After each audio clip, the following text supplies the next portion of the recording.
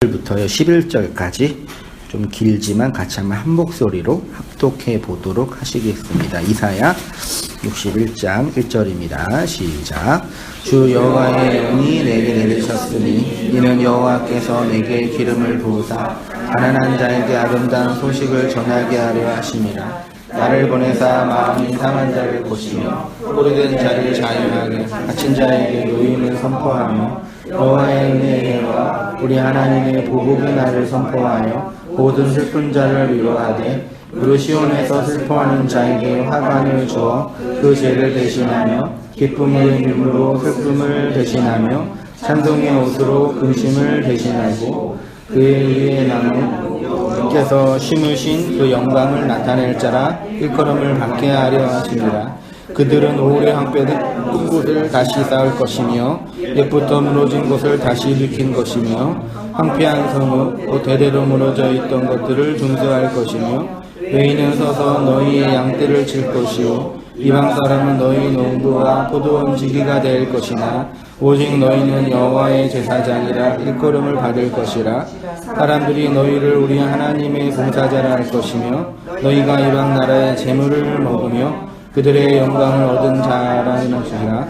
너희가 수치 대신에 보상을 되나 얻으며 능욕 대신에 몫으로 말미암아 즐거워할 것이라. 그리하여 그들이 땅에서 갑절이나 얻고 영원한 기쁨이 있으리라. 무릇나 여호와는 정의를 사랑하며 우리의 강탈을 미워하여 성실히 그들에게 갚아주고 그들과 영원한 언약을 맺을 것이라.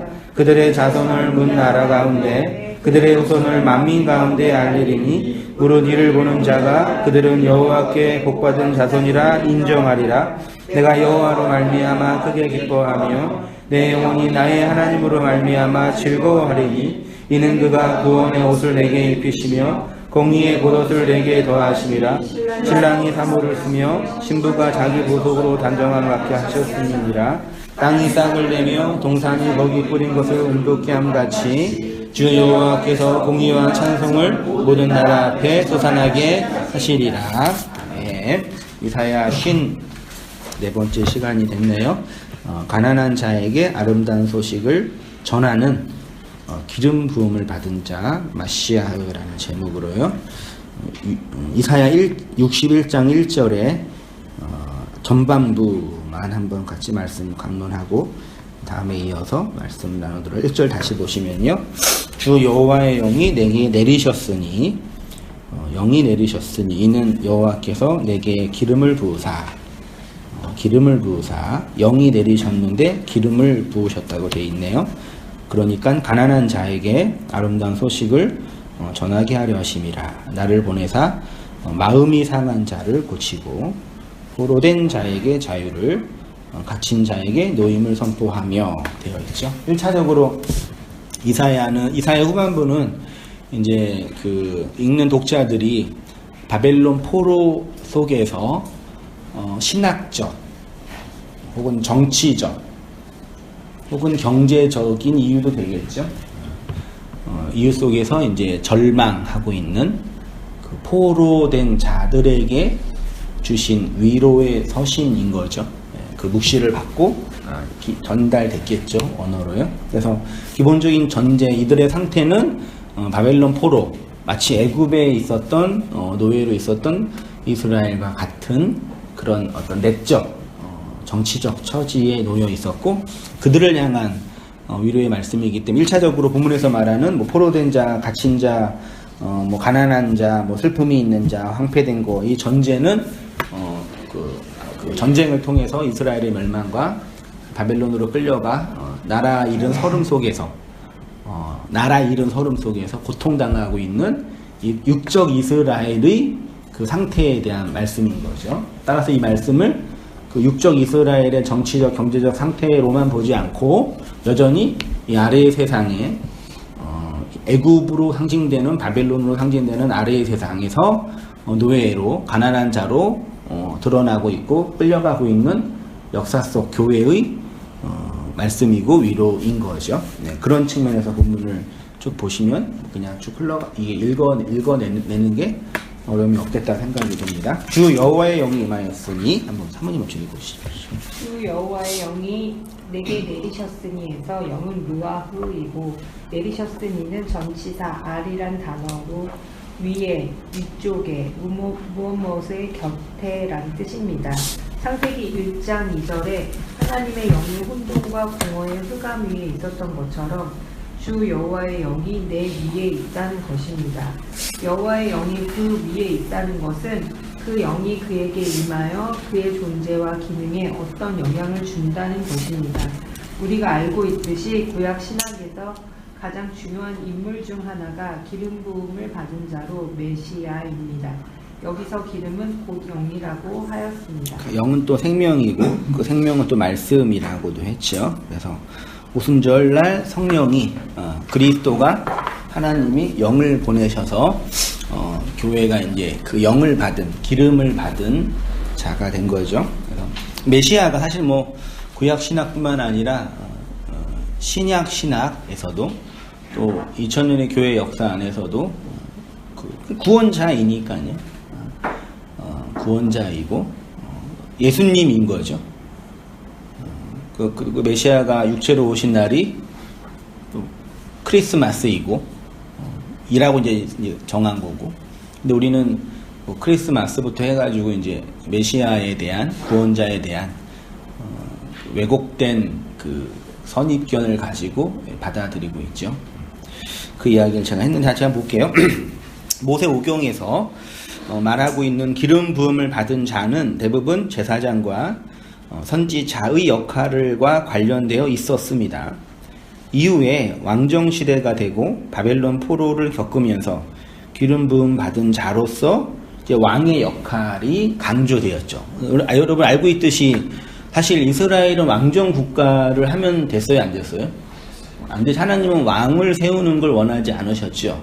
그러니까 왕정은 가나안 정착 이후 사사기를 거치면서 사울 시대부터 있었던 거니까 실제로 이스라엘 역사 속에서 그렇게 많이 오래된 역사는 반 정도뿐이 안 되는 거였죠. 그러니까 그 전까지의 메시아의 기본적인 사역은 왕으로서의 통치자 이전에 말씀을 전하고 그 백성들을 하나님께로 드리는 그 제사장과 선지자의 역할이 치중됐죠.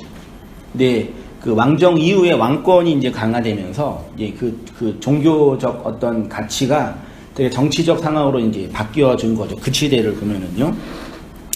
그래서 그런지 바벨론 포로 시대 때 대중들의 마음속에 있었던 메시아는 선지자나 제사장의 역할도 포함이 되지만 다분히 그 정치적이고 군사적이고 종교적인 능력을 가진 그런 신적인 존재를 이제 열망했던 거죠.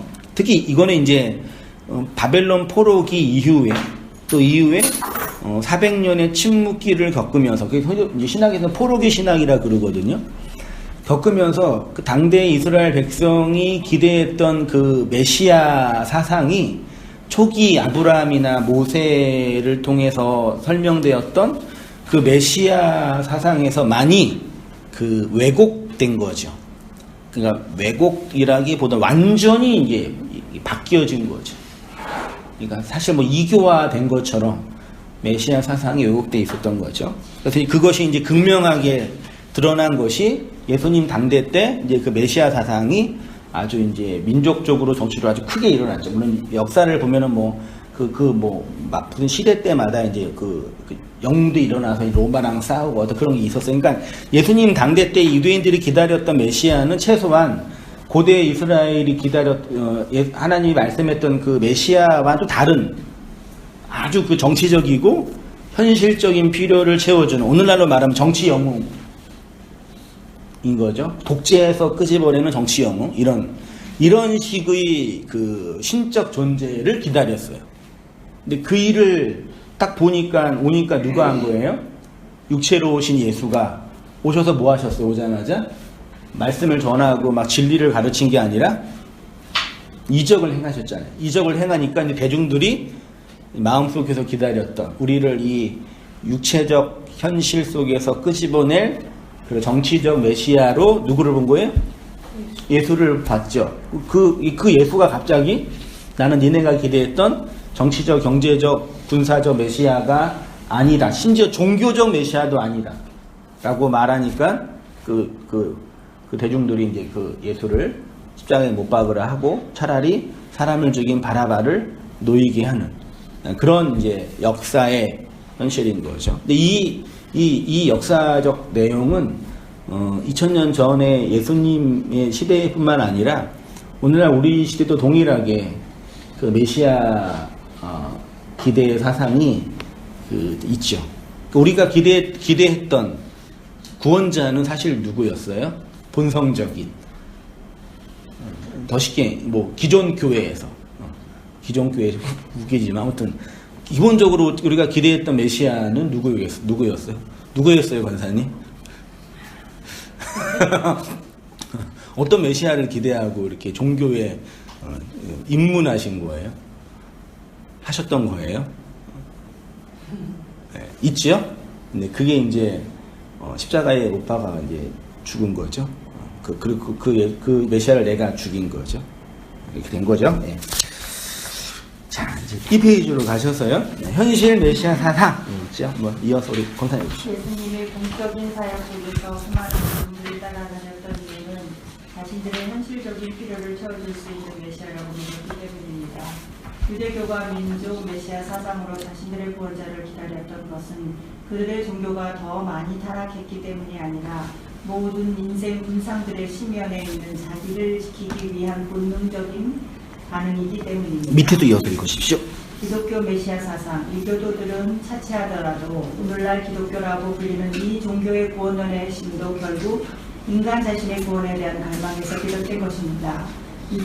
이들이 기대하는 구원은 현실에서는 경제적인 번영이고 내세에서는 고통에서 벗어나는 심리적인 구원이라고 할 수 있습니다. 고대 종교가 그렇게 메시아 사상을 왜곡하였던 것처럼 오늘 우리가 살고 있는 시대도 크게 다르지 않습니다. 인간은 문명과 종교의 신학이 발전한다고 하지만 실제로 인류 문명은 단 한 번도 발전한 적은 없습니다. 인간의 역사와 문명을 움직이는 힘은 인간의 이타적 사랑과 배려가 아니라 자기를 지키고자 하는 자기 애적 욕망입니다. 산업과 먹은 인간의 욕망이 바뀌지 않는 이상 이 크로노스의 시간은 언제나요? 죄송합니다. 그 모습 그대로 흘러갈 뿐입니다.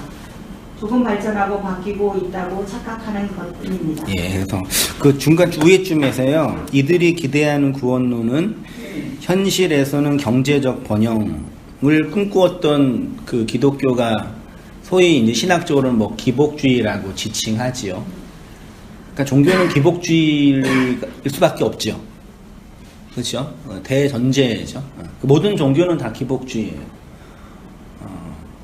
그렇죠? 그 다음에 내세에서의 고통에서 이제 벗어나는 심리적 구원. 그러니까 천국에 왜 가고 싶은 거예요? 지옥 가기 싫으니까. 지옥이 무서우니까. 제가 일전에 한번 뭐 청년들이랑 얘기하다가 뭐 그런 얘기를 했었어요. 뭐 수년 전에 부교육자 생활하면서 우리가 지금 상정하고 있는 건 지옥에 대한 애들이 전 교육자한테 어떤 걸 교육받았냐면은 막 인터넷에 떠들고 있는 그 지옥 영상 있잖아요. 최진실 씨가 자살하셨잖아요. 근데 그분이 지옥에서 막 울부짖고 있는 그 최진실 씨의 그 지옥 육성이 유튜브에 떠돌고 다니는 거 알고 계시죠? 그런 걸 들려주는 거예요. 교육자가 애들한테, 청년들한테. 완전 미친 거지, 이거는. 그 돌려주면서, 니네 예수 안 믿는 이렇게 돼. 얼마나 애들이 무서웠겠어요. 잘 믿었겠어요, 예수님을. 그런 상태에서 제가 가가지고, 이제, 애들이 좀 이상해, 상태가. 그래서, 우리가 지금 생각하는 그런 지옥은, 그냥 불교에서 말하는 그런 지옥의 정도야. 그러니까, 그게, 있겠지. 근데 그 지옥을 우리가 육체로 감지하는 지옥은 그냥 불교의 지옥, 이런 식으로 말하니까 애들이 이제, 그리고 어떤 말을 하냐면요. 와, 그러면은 그게 이게 아니라요. 그럼 내가 예수를 왜 믿어야 돼? 이렇게 말하는 거예요. 전 그게 더 충격이었어요. 그러니까 얘네들이 믿는 이유는 뭐 천국, 뭐 하나님의 영광, 뭐 내적인 평안, 요거는 요게 문제가 아니라 그냥 나중에 그 지옥에 가지 않고 지옥에 가는 게 너무 무서우니까 그거를 피하기 위한 면피용이라는 얘기죠. 신의 버리고서. 예, 예. 그러니까 천국은 안 가도 돼, 솔직히요. 예, 그게 중요한 게 아니에요. 그냥 지옥만 안 가면 되는 거예요. 근데 이게 거의 한 90% 같더라고. 어떤 복음적인 이해가 없는 모든 뭐 청년이든 어르신이든 그러니까 이 이해로 그냥 예수 믿는 것 같아요. 교회 다니는 것 같아요. 그러니까 그래서 이제 뭐 내적인 그게 이제 확장하면 이제 이 현실에서의 내적인 평안, 그렇죠? 관계 회복, 이런 아직도 저기 인터넷 보니까요 어느 교회에서 부흥회를 하는데 하도 기가 차가지고 부흥회 제목이 말씀 안에서 부자 되는 방법 이렇게. 지금도 그러더라고요.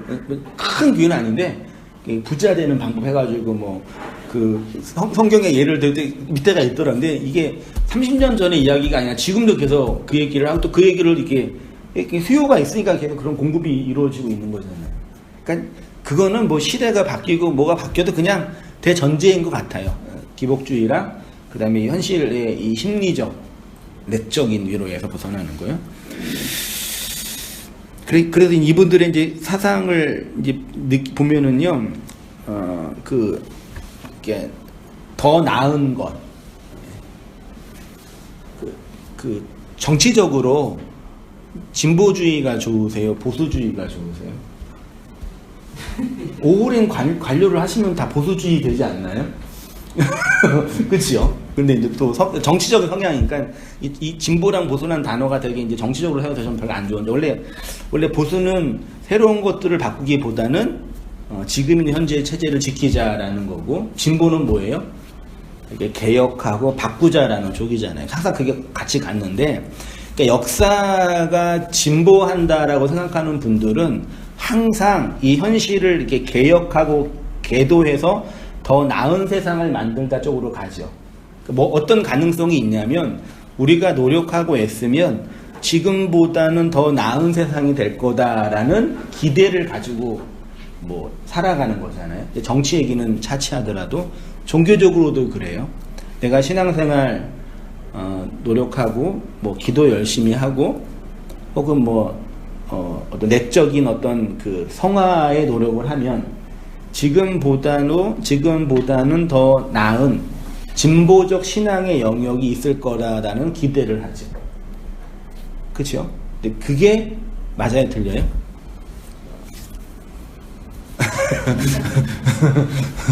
더 나아져요, 우리 생활이요? 더 쉽게 말하면 더 거룩해지세요? 권사님만 아니세요? 더 성결해지시고. 이게 디테일하게 쪼개는 것들은 있죠. 쪼개진다. 그러니까 분석 들어가고 세부적으로 하는 디테일. 그 이제 그런 뭐 이제 더 깊이 알아간다. 그런 그렇죠? 측면에서는 과거보다는 현재가 낫지만 원래 성향은 그대로 간다. 그렇게 말이죠. 그러니까 제가 말하고 싶은 거는 신앙생활, 종교생활을 잘하면 내 삶이 이전과 다르게 개선되고 개도되냐라는 측면으로서의 그러니까 도덕적 성화가 가능하냐 쉽게 말하면 그러니까 성화되냐 우리가 그러니까 성화의 의미도 잘 이해하셔야 돼요.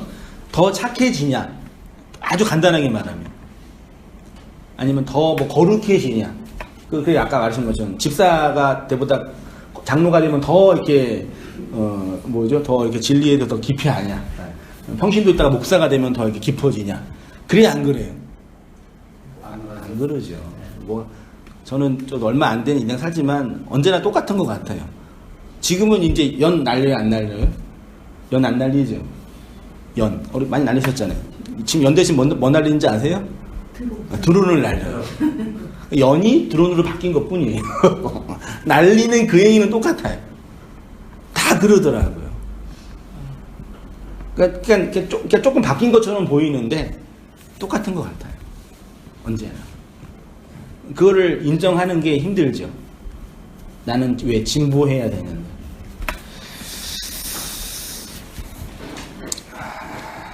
그러니까 발전하고 있는 것처럼 그러니까 하나님의 은혜가 초월자의 은혜가 나의 현실을 이렇게 진보한다라는 이거를 버려야 된다는 얘기죠. 제 얘기는요. 내가 좀 개선될 수 있다, 이렇게 더 나아질 수 있다라는 걸 그 은혜로 하나님의 초월이 그렇게 한다는 얘기 아닌 거죠. 이번 주에 이런 글귀를 언뜻 인터넷에서 봤는데 제 마음에 되게 깊이 다가왔어요. 동의하실지는 모르겠지만 보세요. 옛날 노예는 해지면 일을 안 했지만 지금 노예는 해줘도 일한다. 옛날 노예는 주인이 결혼시켜주고 집 주고 밥도 주고 생계 걱정 없었지만 지금 노예는 결혼도 못하고 집도 못 사고 하루하루 생계 걱정이다. 맞나요? 옛날 노예는 자기가 노예인 줄 알았지만 지금 노예는 자기가 노예인 줄 모른다. 뭐 자본가는 좀 낫겠지만 노동자들은 기본적으로 노동시간이 하루에 8시간 법적으로 정해진 8시간이고 실제적으로는 거의 10시간 정도 하거든요. 출퇴근 합치면요. 근데 그 시간은 자기 시간이에요? 회사 시간이에요? 고용주의 시간이죠. 돈으로 교환한 시간이잖아요. 자기 마음대로 못하죠. 그걸 뭐라 그래요? 노예라 그러죠. 근데 오늘날 직장인들은 자신들이 노예라는 걸 알아요, 몰라요? 노예 생활 일주일 열심히 한 다음에 희망은 뭐냐면 주말에 자기가 좋아하는 거 자전거 타고 놀러 다니는 거 하면서 위로를 얻는 거예요. 열심히 일하면서 이 돈으로 뭐 아파트라도 얻고 뭐 요걸로 희망 얻는 거죠. 그러니까 삶의 내용은 그러니까 그 조선 시대만 보더라도 신분제로 다 정해져 있는데 지금은 신분제가 아니지만 이미 신분제 자본에 결정된다고 하잖아요. 그러니까 옛날에는 노예가 복음을 알았다고 쳐요. 노예가 하나님 나 노예 되기 싫어요. 나 지주가 되게 해줘. 그렇게 기도했을까 안 했을까요? 노예가 그렇게 했을까요? 바울이 함께 쓰던 노예가 누구죠? 성경 한 장짜리가 오네시모인가요? 노예였잖아요.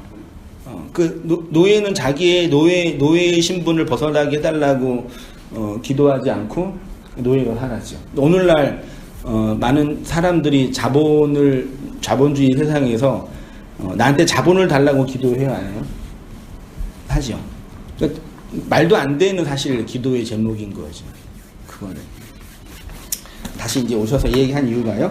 성도의 자기인식이었죠. 이거 홍보사님 차례인가? 이것이 성도의 자기인식. 성도는 이 세상이 죄와 악이 가득한 지옥이라는 것을 아는 사람입니다. 성도는 자기 안에 어떤 구원의 가능성과 선함의 희망이 없다는 것을 아는 사람입니다. 그래서 하나님의 절대적 주권과 불가항력적인 은혜에 의해 시여되는 은총이 아니고서는 어떠한 구원의 가능성이 없다는 것을 아는 사람입니다. 이러한 논리를 어떤 사람은 자꾸 율법 무용론이나 행위 무용론이라고 하면서 왜곡된 자유를 주장한다고 말하는데 그것은 하나님의 은총과 시여하는 은혜가 어떠한지 모르는 사람입니다. 네, 하나님의 은혜는 인간으로 하여금 아무것도 안 하는 것을 목적으로 하는 것이 아니라 하나님에 의해 촉발된 은혜에 의해서 함락당하여 끌려가게 하는 하나님의 이끄심이고 열심입니다. 그래서 그 은혜에 의해서 끌려가는 성도 안에서 흘러나오는 행위가 있어요. 그러니까 인간이 하는 행위와 어떤 의미에서는 다르다라고 말할 수 없을지라도 하나님에 의해서 끌려가는 그의 행위가 있어요.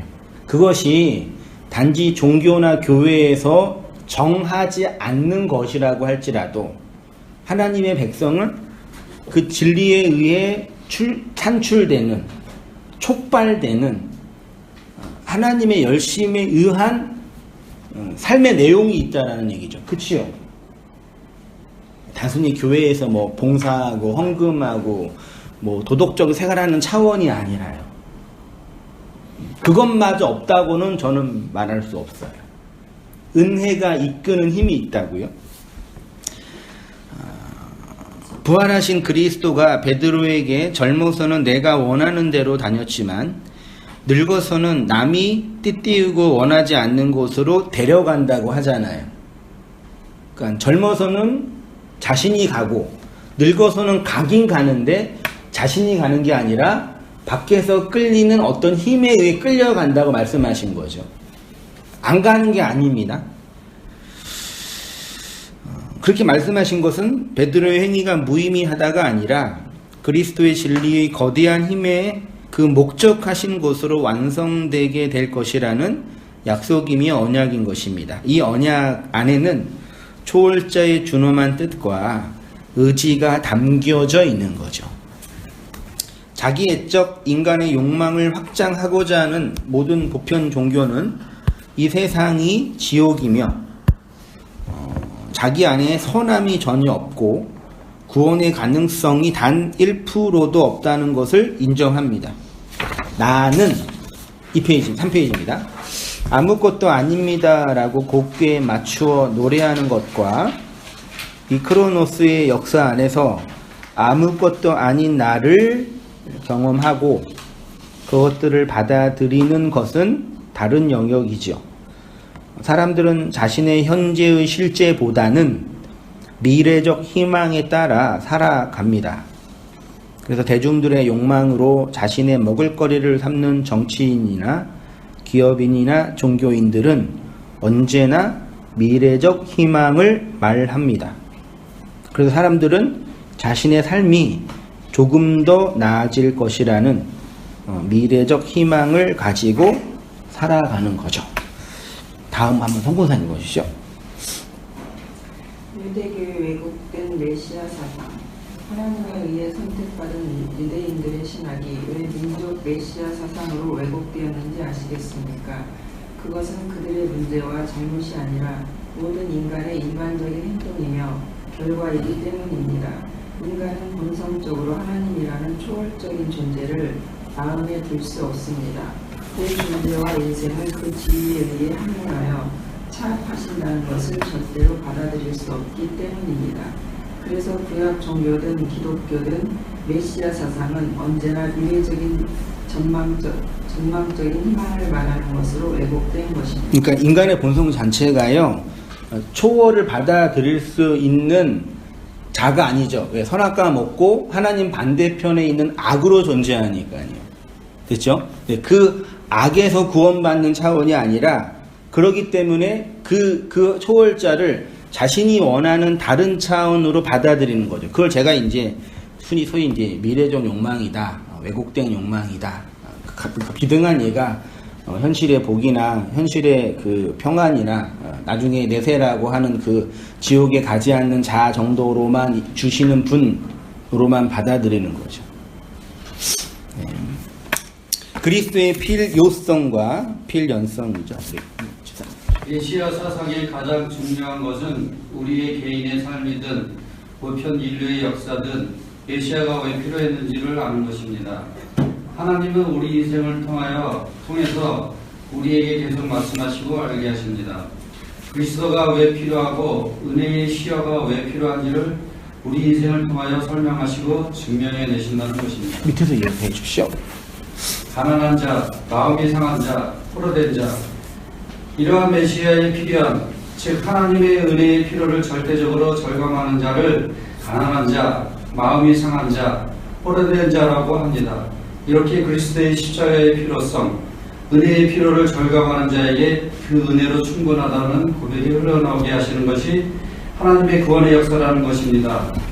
자신이 어둠이라는 것도 모르고 이 세상이 환영이라는 것도 모르고 인생의 역사 속 노예 생활을 미래의 꿈과 희망을 위한 희생 정도로만 이해합니까?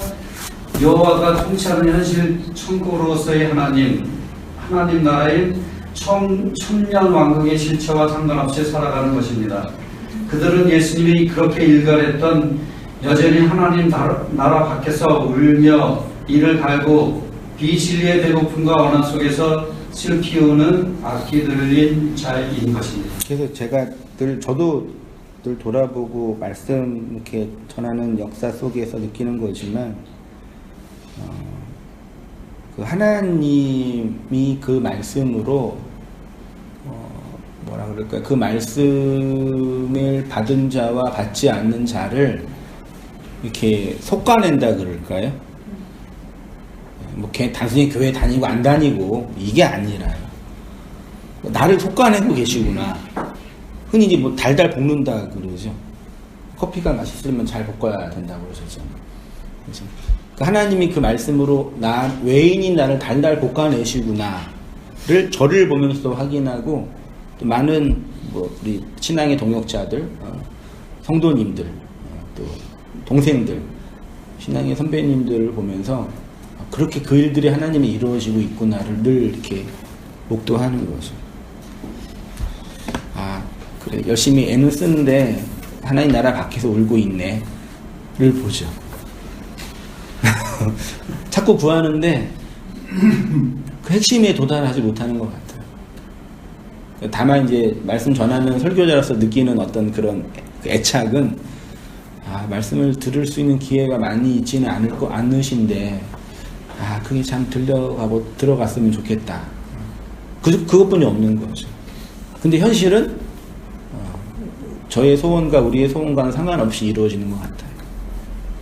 들리는 자는 들려서 안으로 들어오고, 안 들리는 자는 다른 양식 먹으면서 계속 버티고 있다가 끌려가는 거죠. 그렇지만 또 하나님이 또 각자의 인생 속에서 말씀하시는 인생의 과정들이 있는 거고, 저는 그 과정에 지나가는 그냥 예루살렘에서 지나가는 자의 소리인 것 뿐이죠. 예루살렘이 무너지는 그 현장을 보면서 애가를 지었던 예레미야 애가를 보면은, 예레미야가 계속 고통했던 게 뭐냐면, 이스라엘 성이 무너지는 것 자체도 고통이지만 그 무너지는 현장을 통해서 그 성전의 실제를 보지 못하고 계속 지나가고 있는 그 유대 백성들을 향한 절망이었어요. 예레미야는. 그러니까 성전 무너지는 게 뭐 중요했겠어요, 예레미야에게요.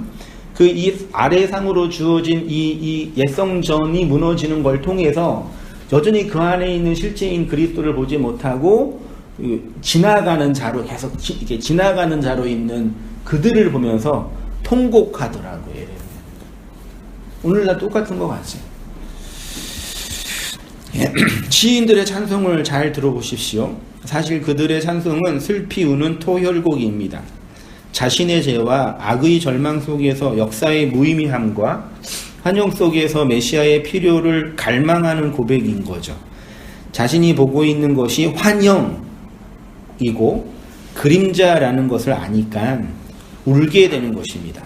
그리고 그 울음을 통해 그림자 너머에 있는 실제를 직감하고 그것을 갈망하고 찬송하게 되는 거죠.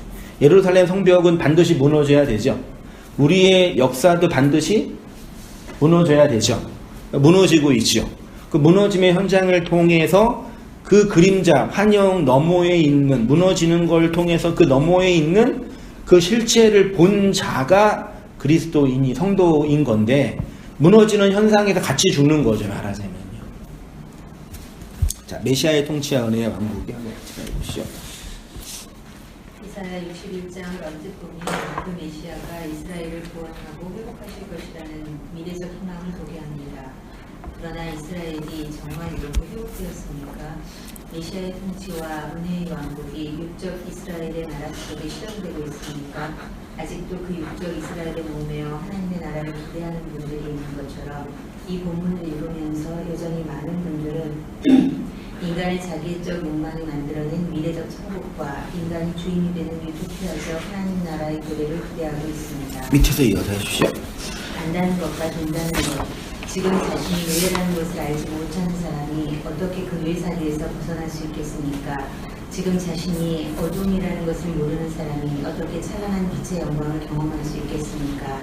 지금 자신이 죄인이라는 것을 알지 못하는 사람이 어떻게 그리스도의 의로 옷 입을 수 있겠으며, 인간의 치면이 죄와 불순종과 악이 가득한 법궤라는 것을 모르는 사람이 어떻게 그의 영광을 볼 수 있겠느냐는 것입니다. 네, 메시아는 이렇게 가난한 자, 마음이 상한 자, 포로된 자에게 아름다운 소식을 전합니다. 여기 가난한 자를 히브리어로 보면 아나우라는 단어거든요. 이게 기본적인 뜻이 가난한도 있고 고통도 있어요. 가난하면 고통받잖아요. 그치요? 네. 근데 겸손한도 있고요. 또 온유한도 있어요. 그러니까 아나우는 단순히 그 자본, 고대 시대는 자본이 아니었으니까요. 고대 시대 때 가난한 사람이 있었나요? 고대 시대 때 가난한 사람은 누구였어요? 우리는 지금 소득 분위로 이렇게 사람들을 나누긴 하잖아요. 그래서 소득이 얼마 안 되면은 가난한 사람이라고 이렇게 사회적으로 이렇게 하는데, 고대 시대는 대부분 다 농부였고 어부였잖아요. 그러니까 이렇게 자본을 가지고 있는 사람이 별로 없었잖아. 거의 없었잖아요. 그러니까 지금 우리가 말하는 그런 이 자본과 관련된 가난함이 아닌 거죠. 그렇죠? 그러니까 그 내적 존재와 관련된 측면에서 아나우인 거죠. 그렇죠? 네. 그걸 이제 예수님은 오셔가지고 이제 푸토코스라는 단어로 표현한 거죠. 성경에서 꼭 가난함으로 번역은 하지 않고, 요 아나우는 고통받는 자 혹은 온유한 자로 번역을 했어요. 요 아나우의 동사형이 아나인데요, 아나는 괴롭히다, 압제하다로 번역이 됐대요. 구약에서 하나님이 이스라엘을 구원하실 때 그들을 구원하신 이유 중에 하나가 그들이 뭘 당했어요? 압제를, 고통을, 학대를 어디로부터요? 애굽으로부터, 혹은 가나안 족속으로부터, 혹은 바벨론으로부터. 지금 말씀을 받고 있는 이스라엘은 바벨론의 압제 안에 있는 거죠. 당하는 자를 아나라고 그걸 가난한 자라고 하는 거죠. 그거를 예수님은 푸토코스라고 표현을 하신 거고요. 그러니까 근본적으로 이 현대 자본주의 안에서 경험하는 기독교 구원이 이 기복의 구원이라는 차원은 말도 안 되는 낭설인 거죠. 전제 자체가 틀린 거예요. 구약 성경이 기록된 그 기본적인 전제와 전혀 다른 차원으로 얘기하는 거예요. 마치 동물 강아지 구충제가 지금 없는 거 여기 못 구하는 거 아시죠? 왜요? 폐암 걸린 분에 효과적이라고 소문이 나가지고 그 구충제를 못 구하는 거예요. 실제로 효과가 있다고 하니까 그 폐암 오기인 분이 뭘 못 하겠어요? 솔직히 뭘 못 드시겠어요? 강아지 먹는 구충제 못 드시겠어요? 폐암 오기인데 그냥 마지막 희망으로 먹는데 나아졌다고 하니까. 그러니까 적절한 예할지 모르겠지만 마치 지금 우리가 생각하는 그 가난한 자에게 복음을 전하는 그 구원은 그렇게 원래 의도된 내용과 다른 방식으로 적용되고 있는 거예요. 완전히 다른 자리에 짚고 있는 거라니까요. 아무 상관없이. 이해는 되죠, 인간적으로. 사는 게 힘드니까. 자본이 중요하니까. 그래서 요게 이제 압제당하고 학대당하는 자들을 하나님이 구원하셨죠. 특히 이제 구약 성경 전체 하나님이 반드시 구원하라고 명한 그 사회적 위치에 있는 사람이 누구였어요? 고아와 가부와 레위인들, 가난한 자들. 요 사람들은 어떤 사람이냐면 압제당하고 그리고 학대받는 자라고 표현했어요. 누가 학대하지 않았는데 요런 자들. 정말 밖에 구원자가 필요한 자라고 하는 거예요. 얘네들은 내가 반드시 구원할 거야 라고 하신 거죠. 얘네들, 이스라엘 백성이 너네가 할 일은 얘네들을 반드시 구원해야 돼. 그 하나님이 우리를 어떻게 구원하실지를 설명하는 거죠. 창세기 15장 13절 같이 읽어보겠습니다. 시작.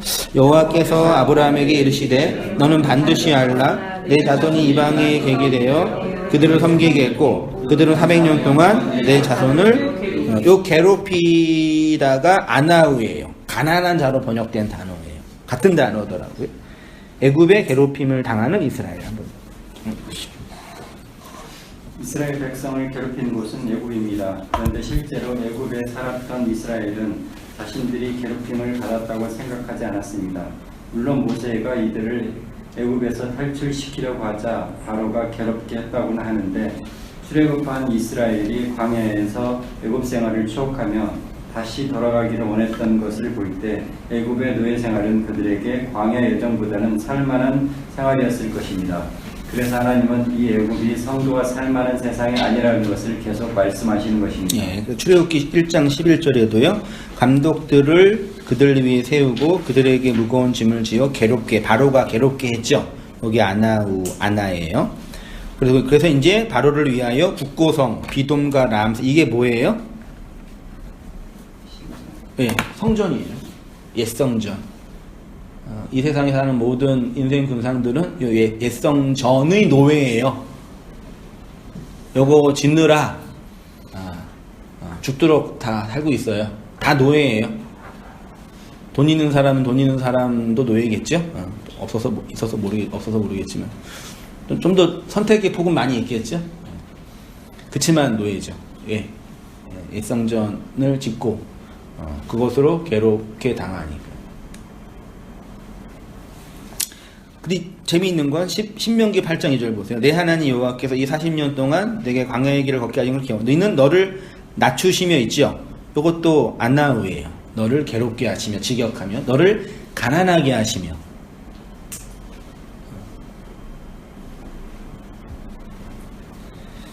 그들 안에 있는 애굽 속성을 이렇게 밀어내는 차원으로 일하신 거죠. 창세기 32장 2절. 히위 족속 중 하나 하몰의 아들 그 땅의 추장 세겜이 그를 보고 끌어들여 강간하 욕되게 하고 있죠. 욕되게 하고도 아나우예요. 요거는 어떤 내용인지 아시죠?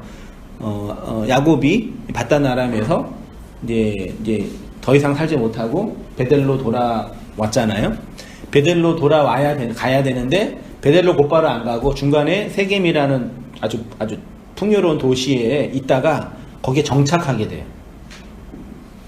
뉴욕과 같은 그런 도시에. 원래 베델로 가야 되는데 정착하고 있는데 딸이 그 도시에서 놀다가 세겜에 의해서 추장의 아들이죠.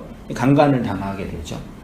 그 일이 있고 나서 오빠들이 열받아가지고 세겜 사람 다 죽여버리고, 그래서 이제 세겜의 사람들이 이제 그 야곱의 가족들을 이제 죽이려고 이제 전쟁이 일어나는 그 현장, 그때 이제 뭐 야곱과 야곱의 가족 안에 놀라운 그 여호와의 종교의 부흥을 경험하죠.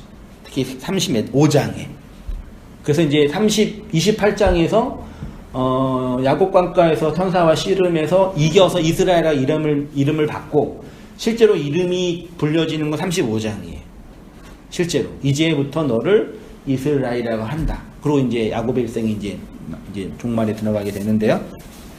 베델의 부흥 한번 읽어보시죠. 이러한 경험을 야곱도 하였습니다. 바단 아람에서 온 야곱이 하나님의 집인 베델에 이르기 전에 세겜에 정착하여 잘 살고 있을 때 하몰의 아들이 야곱의 딸 디나를 강간하여 욕되게 하였습니다. 이 욕되게 하고가 가난한 자를 의미하는 아나입니다. 이 디나 사건을 통해서 야곱과 그의 가족들은 놀라운 여호와의 종교의 부흥과 회복을 경험하였습니다. 이때 우상 신상을 다 땅에 묻고 비로소 베델로 올라가게 된 것입니다. 쉽게 말해 가난한 자로 기름 부음을 받으신 메시아의 통치와 하나님 나라의 부흥을 경험하였습니다. 네, 창세기 35장 1절 제가 한번 볼게요. 하나님이 야곱에게 이르시되 일어나 베델로 올라가서 이제 전쟁이 된 거예요. 그러니까 야곱 가족들은 이제 쫓겨진 거죠. 학대를 당하게 되는 거예요. 더 이상 거기서 못 사는 거예요. 그래서 이제 탈출해야 할 상황이에요. 내가 내 형 에서의 낯을 피하여 도망하던 때에 내게 나타났던 하나님께 거기서 제단을 쌓으라 하신지라. 야곱이 이에 자기 집안 사람과 자기와 함께한 모든 사람에게 이르되 너희 중에 있는 이방 신상들을 버리고 자신을 정결하게 하고 너희의 의복을 바꾸어 입으라. 우리가 일어나 베델로 올라가자. 야곱이 말하는 겁니다. 내가 환난 날에 내게 응답하시며 내가 가는 길에서 나와 함께 하신 하나님께 내가 거기서 제단을 쌓으려 하노라 하매 그들이 자기 손에 있는 모든 이방 신상들과 자기 귀에 있는 귀고리들을 야곱에게 주는지라. 야곱이 그것들을 세겜 근처 상수리 나무 아래 묻고 그들이 떠났으나 이제 밀려간 거예요. 하나님이 그 사면 고을로 크게 두려워하게 하였으므로 야곱의 아들들을 추격하는 자가 없었더라.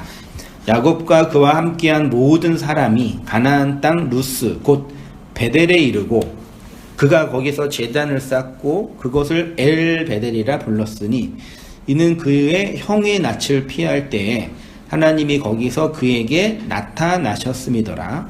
리브가의 유모 드보라가 죽음에 그를 베델 아래 있는 상수리 나무 밑에 장사하고 그 나무 이름을 알론 바굿이라 불렀더라.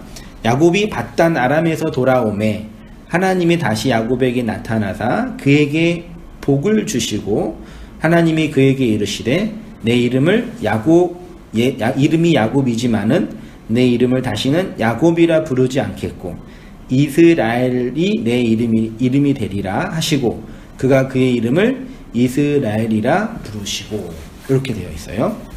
그러니까 진리의 말씀이 들리는 자인 가난한 자는 사실 율법의 세상, 아래의 세상에서 고통당하고 강간당하는 자인 거죠. 밀려나가게 되는 거죠. 상으로 주시고 그림자로 주신 이 세상이 조금 노력하고 애쓰면 살만한 세상이라고 생각하는 노예들에겐 그들을 자유하게 하는 메시아의 복음은 들릴 수가 없는 거죠. 그러므로 그리스도의 복음은 자신이 노예라는 것을 알게 하고 이 세상은 나를 욕되게 하고 있다는 것을 경험하는 것이며 그 가난함이 부유함이라는 것을 알게 되는 것입니다.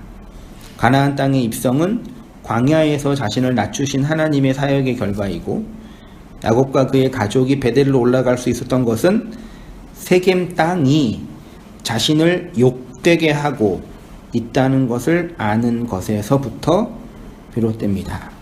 쉽게 말해 하나님의 은혜가 그들을, 성도를 이 세상 밖으로 밀어내는 거죠. 계속 밀어내면 어디로 가요? 더 이상 이 세상에서, 이 땅에서 뭐 할 곳이 없어요? 발 붙일 곳이 없는 자죠. 그런 자를 성경이 뭐라 그래요? 나그네라고 하잖아요. 그러니까 오늘날 이 기독교라는 종교가 타락했느니, 목사들이 뭐 타락했느니, 뭐 종교 지도자들, 뭐 장로님들이 뭐 했느니, 이런 게 중요한 게 아니라 이 세상이 여전히 자기에게는 살만한 세상이고, 그러니까 지금 살만한 게 아니라요, 내가 조금 노력하면 괜찮지, 요런 희망의 끈이 있는 사람에게는 말씀이, 그리스도의 말씀이 들려요, 안 들려요? 안 들려요. 그냥 다르게 듣더라고요. 그냥 뭐 기복주의 아닌 설교, 세상에 율법주의 아닌 설교, 율법주의 아닌 교회, 갈 데 없어서 다니는 교회. 물론 우리 현실교회가 다닐 곳이 없다라는 걸 인정하는데, 그러니까 온단 게 온다라는 그 논리는 참 마음이 아프더라고요. 그러니까 계속 그 그리스도의 진리가 성도들을 이렇게 땅에서 밀어내잖아요. 땅에서 밀어내면 어디로 가야 돼요? 하늘로 가는 거죠. 네. 그러니까 땅에서 밀어내는 것처럼 보여요. 네. 이 땅에서 발 붙일 곳이 없는 자처럼 만드세요. 그 절망하잖아요.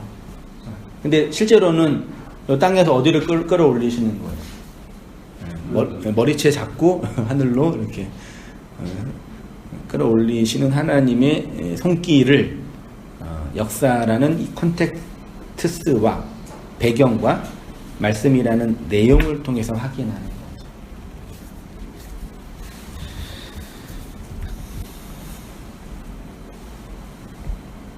하나님의 은혜가 그들을 이 세상 밖으로 밀어내는 것입니다. 그러니까 이 은혜의 핵심은 현실의 필요를 채워주는 세상의 음식이 아니라 위로 끌고 당기는 하늘의 음식인 거죠. 하나님은 이렇게 진리로 말미암아 고통받는 아나우, 가난하게 된 자에게 당신의 진리를 건네주시고, 그래서 구약 성경을 쭉 보시면요, 특히 여자들이 많이 이렇게 고통받으면서 구원받았잖아요. 보세요. 레아가 임신하여 아들을 낳고 그 이름을 르우벤이라 하여 이르되 여호와께서 나의 괴로움을 돌보셨으니, 이렇게 되어 있고요. 사무엘상 1장 11절 한나죠. 서원하여 이르되 만군의 여호와여 만일 주의 여종의 고통을 돌보시고, 시편에서도 이 말씀은 나의 고난 중에 위로다 그랬죠.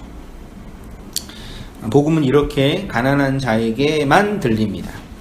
고통받는 자들에게 들리고 압제당하여 율법의 세상에서 밀려난 자들에게만 들립니다. 이렇듯 성도의 가난함과 고통은 그리스도의 십자가가 왜 필연일 수밖에 없는지를 증언할 뿐만 아니라 그 십자가로 충분함을 증명하는 것입니다. 그러니까 십자가가 필요하죠. 모든 사람은 다 십자가가 필요하잖아요. 그게 뭔지 몰라도. 근데 십자가가 필요한 사람이 그 십자가로 충분하냐? 라고 할 때는 또 다른 차원인 거죠.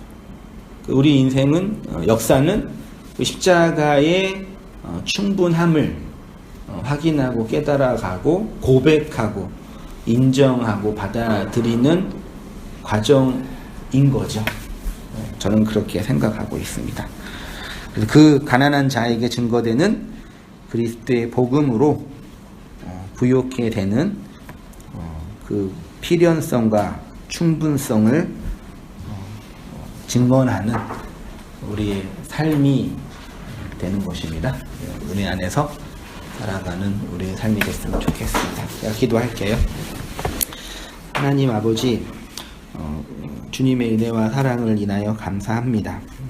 오래전 선지자의 묵시 예언을 통해서 이스라엘의 절망의 현실을 통해서 우리의 역사와 지금의 현실을 보게 하시고 여전히 똑같은 시대, 똑같은 과정 속에 놓이게 하신 하나님의 섭리와 주권들을 보게 하시니 감사합니다. 기름 부음 받은 자의 구원을 통해서 가난한 자에게, 포로된 자에게, 억눌린 자에게, 이 세상으로부터 쫓겨나고 있는 자에게 구원의 은총을 주시는 하나님의 손길을 보게 하시고, 그리고 하나님의 나라로 천년 왕국을 하나님의 은혜로 살아가는 우리의 삶들인 것을 고백하고 깨달아 알아가는 우리 인생과 삶이 다 되어지도록 주님 인도하여 주옵소서. 시인들이, 구약의 성도들이 고난 속에서, 고통 속에서, 괴로움 속에서, 밀려남 속에서 하나님의 은혜를 필요하고 그 은혜로 충분하였던 것처럼 우리의 인생과 삶도 그와 동일한 내용인 것을 깨달아 은혜 안에서 살아가는 저의 모든 삶들 되어지도록 아버지 인도하여 주시옵소서. 이제는 우리 주 예수 그리스도의 은혜와 하나님 아버지의 크신 사랑과 성령의 교통하심이 사랑하는 모든 성도님들의 삶 속에 지금부터 영원까지 함께 있을지어다. 아멘. 고맙습니다.